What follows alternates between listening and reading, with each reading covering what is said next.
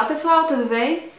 Hoje eu tô aqui para gravar esse vídeo falando sobre a minha experiência como estudante aqui em Portugal. Então no outro dia eu recebi uma mensagem de uma colega da faculdade, da época da PUC, falando que gostaria de estudar em Portugal ou na Espanha e que queria algumas dicas.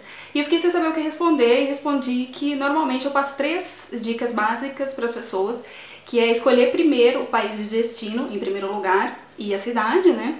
Depois a universidade e o financiamento. São 3 coisas que, na verdade, são as 3 coisas básicas, não existe uma sequência 1, 2 e 3. Tem que se pensar as 3 coisas juntas e equacionar o que seria o melhor para vocês, quer dizer. Foi assim que eu equacionei, na verdade, a minha experiência é um pouco diferente, eu já vou contar para vocês.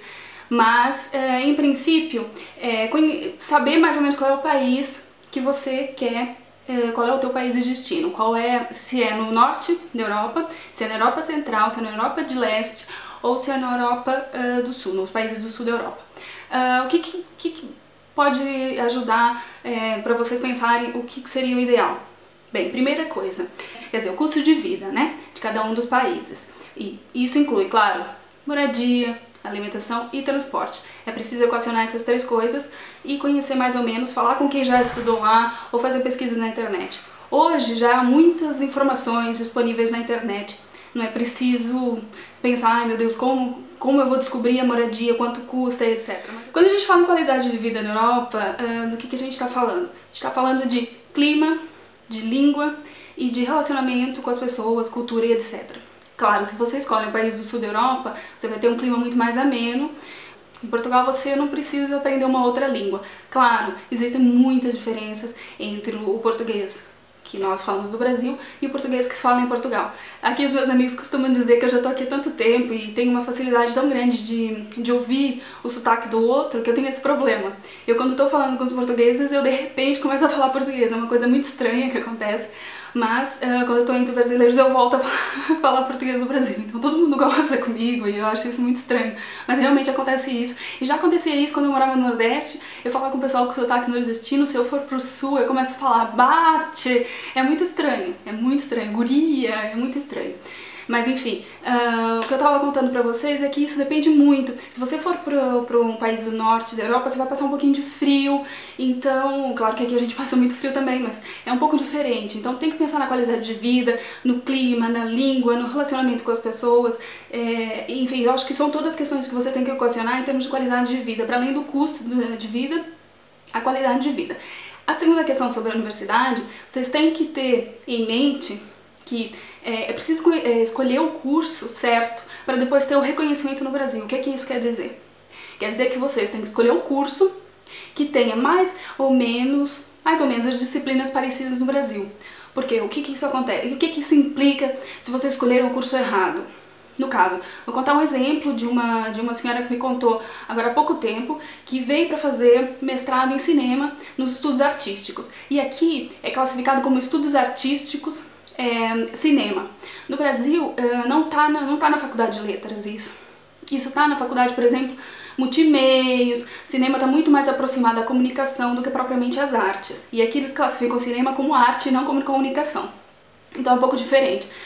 O que ela chegou à conclusão? Que na comunicação ela vai ter que fazer algumas disciplinas para poder reconhecer o diploma dela de mestrado no Brasil.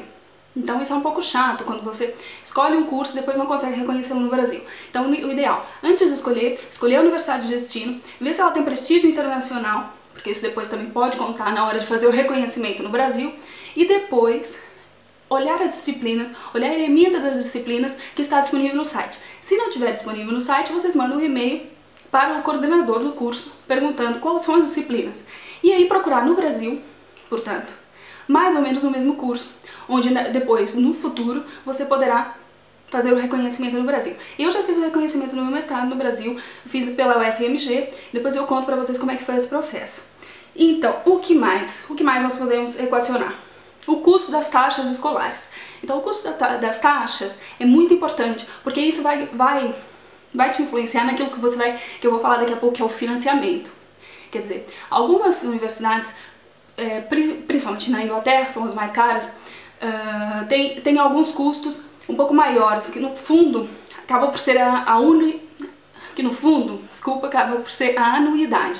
Portanto, a anuidade é aquela taxa que você paga para estudar durante, claro, obviamente o ano todo, mas que você pode parcelar conforme a universidade.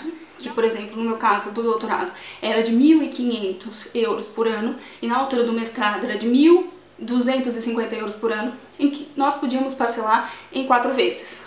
Portanto, não ficava tão pesado assim. Mas esse dinheiro você tem que trazer do Brasil, ou você tem que ter uma bolsa que te pague essas taxas. Portanto, você tem que saber qual é o valor que a universidade que você vai estudar vai te cobrar para você estudar lá. Portanto, e agora eles estão adotando outros regulamentos que é para os estudantes internacionais, ou seja, para os estudantes fora da comunidade Schengen, da comunidade do espaço europeu. As propinas normalmente, chama-se propinas aqui em Portugal, é esse nome um bocado estranho. Essas propinas, ou as taxas escolares, são um pouco mais altas do que para os estudantes locais. Portanto, é preciso se informar, em primeiro lugar, da ementa e em segundo lugar, do custo das taxas, para vocês não chegarem aqui e serem apanhados de surpresa ou as regras mudarem ao longo do percurso, que pode acontecer e isso é muito chato. Então, o que mais? Custo das taxas escolares, anuidade ou mensalidade, no caso se for uma universidade particular, mais ou menos a mesma coisa. Aqui em Portugal é a volta de 500 euros a mensalidade das universidades particulares, como por exemplo a Católica de Lisboa. A qualidade do ensino, nesse caso, reconhecimento internacional, que foi aquilo que eu falei pra vocês, se é uma universidade conhecida, se não é, isso tudo eu acho que conta na hora de você reconhecer o teu diploma no Brasil. Então, a escolha do curso, mais próximo possível do Brasil, e o financiamento, que eu acho que é a última coisa, e no fundo é a primeira coisa. Então são essas 3 coisas que estão muito unidas, não é? É preciso pensar as 3 coisas de uma vez.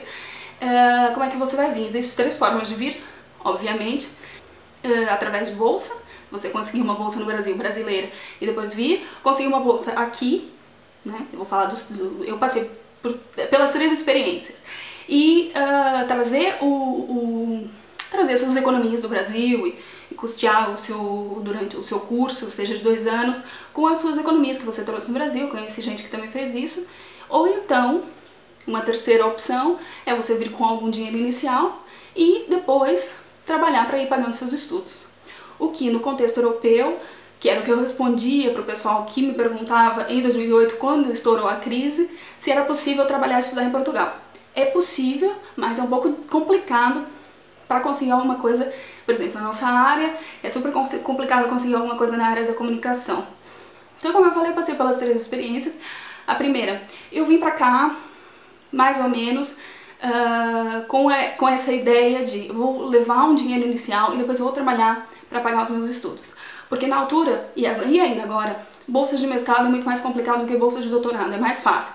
Hoje é o Programa Ciências Sem Fronteiras, que apoia estudantes de graduação e estudantes de doutorado. Na altura, havia poucas bolsas para, por exemplo, para mestrado e etc.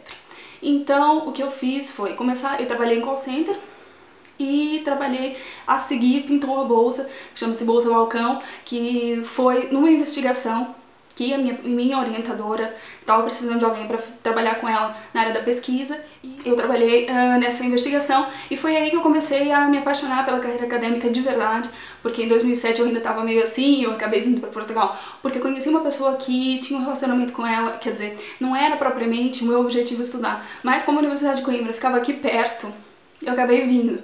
Então foi essa minha experiência, e eu pesquisei, claro, no site da universidade antes, as disciplinas, pesquisei se havia um professor que tinha uma linha de pesquisa que eu pudesse me encaixar, e foi o caso. E chegando cá, eu conheci essa professora, conversei com ela, então foi possível começar a trabalhar com ela logo no ano seguinte, porque saiu uma pessoa, eu entrei no lugar dessa pessoa, então foi ótimo. E depois eu comecei o doutorado. Mas antes de começar o doutorado, eu pensei assim, gente, eu não vou avançar nos meus estudos se eu não tiver uma bolsa de doutorado. Então eu tentei uma bolsa portuguesa, uma bolsa brasileira, foi aprovada pela CAPES. Depois eu faço um vídeo só falando sobre as bolsas da CAPES e etc, como é que foi que eu consegui, etc. Então foi isso, essa é a minha experiência, espero que vocês tenham gostado. Se vocês quiserem saber mais coisas sobre Portugal, deem uma olhada nos outros vídeos. Se vocês quiserem saber mais sobre moradia, sobre alimentação e etc, depois eu vou postar outros vídeos pra vocês. Espero que vocês tenham gostado. Se inscrevam no canal e tchau, tchau, até a próxima.